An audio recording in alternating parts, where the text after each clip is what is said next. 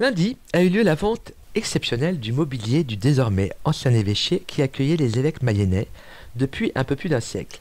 Meubles, objets du quotidien, lustres et bibelots étaient en vente. Anne-Claire, Pierre et Pascal étaient à l'évêché le matin de la vente et nous livrent leurs impressions. Anne-Claire. Je suis là parce que j'ai repéré des petites choses, notamment pour pouvoir me meubler dans le projet. Je me marie en fait cette année, donc effectivement pour mon aménagement, j'ai repéré des petites choses, des meubles, même de la vaisselle. Vous auriez pu aller chez Darty ou chez Ikea comme tous les jeunes, donc il y a une motivation qui est différente aussi. Il y a la transmission, le fait que ce soit effectivement des objets qui ont vécu des choses, le côté ancien. Le fait que ce soit au profit du diocèse, est-ce que c'est un élément qui vous motive? Oui. Ouais. C'est encore plus important. Ouais. Encore plus. Écoutez, il nous reste à vous souhaiter un très joyeux mariage. Et Bruno, pourquoi êtes-vous venu ce matin? Disons que l'évêché, c'est quand même une certaine institution lavalloise, quoi. Donc depuis, il y a aussi l'effet de curiosité parce que ça fait des années qu'on passe devant le bâtiment et qu'on n'a jamais osé franchir la porte. Donc, ça a été l'occasion pour nous, moi et ma femme, de venir découvrir ce monument lavallois. Et puis, par nostalgie. Et alors, vous comptez acheter des choses? Oui, on a vu quelques lots qui pourraient éventuellement nous intéresser. Mais apparemment, il va y avoir beaucoup de monde. Donc, je pense que ça va... Ça va se battre, vous pensez? Peut-être que les enchères vont s'envoler. Le fait que ce soit au profit du diocèse, c'est un élément qui peut motiver votre achat ou... Oui et non, j'ai envie de dire. Mais c'est vrai qu'aujourd'hui, malheureusement, dans de régions françaises, on voit des églises désacrétisées, on voit des abbayes abandonnées. Regardez prochainement l'abbaye d'Entrammes par les moines, qui va être... ils sont plus que 6, les pauvres. Ça va... Qu'est-ce que va devenir toute cette histoire aussi du patrimoine mayennais? Peut-être déjà aussi par rapport à mon métier antécédent, parce que j'étais tailleur de pierre. Donc, j'aurais été amoureux de ça, donc je l'aurai jusqu'à la fin de mes jours maintenant. Je vous remercie beaucoup. Merci à vous. Et vous, Pascal, pourquoi êtes-vous venu ce matin? Eh bien, je suis venue faire ma curieuse et puis surtout entrer dans un hôtel particulier, l'ancien évêché, et pour voir, pour m'en mettre plein les yeux. Vous comptez acheter Eh bien, pourquoi pas. Et alors, sur quelle pièce avez-vous flashé? Alors, j'ai flashé. Alors, moi, je suis tapissière, donc j'ai beaucoup regardé les fauteuils.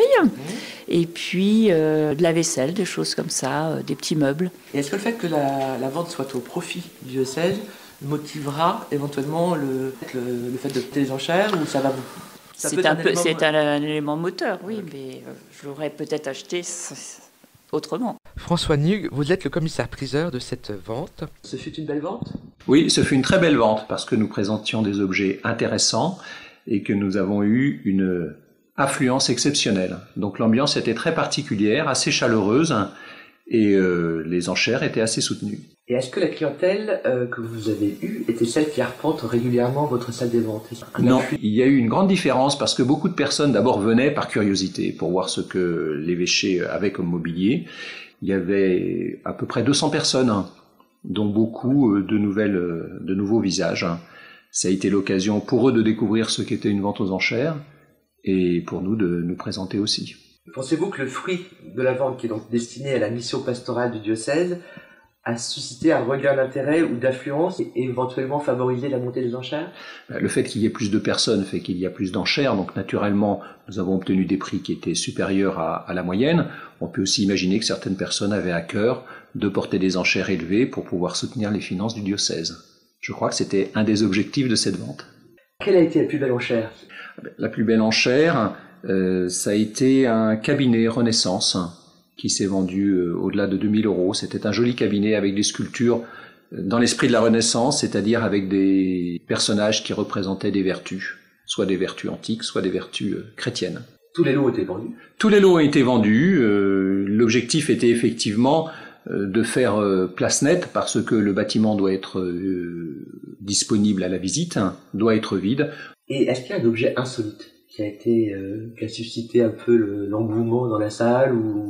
Alors comme objet insolite, il y avait un portrait qui était intéressant, qui représentait un prêtre qui au XVIIIe était un prêtre angevin et qui avait été nommé évêque dans les évêchés du Moyen-Orient, dans lequel il n'y avait plus de présence chrétienne, et qui a fini sa vie comme missionnaire et mort à Ispahan.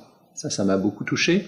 Et puis il y avait un peu d'argenterie aussi qui était découvert sans doute apportés par les différents prêtres. Et il y avait quelques couverts de notre région, de Laval, de Château-Gontier, de La Flèche. Et tout a été vendu? Oui, vraiment tout. Nous avions à vendre même les rayonnages des archives diocésaines qui sont maintenant déménagés ailleurs. Et ces éléments qui sont très volumineux, difficiles à vendre, ont finalement intéressé des particuliers qui voulaient en faire des éléments de bibliothèque. Non, nous avons vendu pour un peu plus de 40 000 € en 300 lots à peu près. Donc vous le voyez, c'est une moyenne qui n'est pas très élevée, mais qui correspond à ce mobilier qui était pour l'essentiel du mobilier usuel. Tout le monde est satisfait, je crois, les acheteurs ont des bons souvenirs, et notre diocèse peut intégrer ça dans ses finances. Maître Nuc, je vous remercie pour ce rapide compte-rendu de cette vente finalement peu ordinaire.